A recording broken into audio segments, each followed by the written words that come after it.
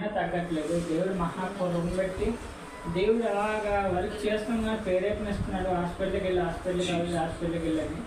అయితే ఆ ధైర్యంతో నేను హాస్పిటల్కి అయితే వెళ్ళి ఎక్స్రే తీయించుకున్నాను.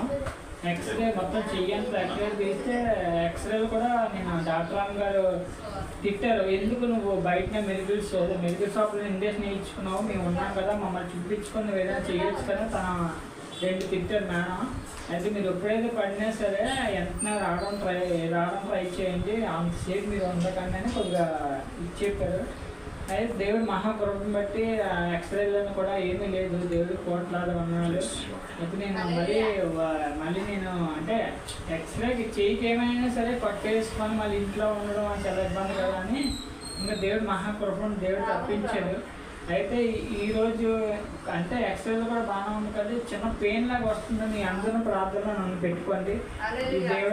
ఈ సాక్ష్యం దేవుడు కోట్లాది ఉన్నాడు.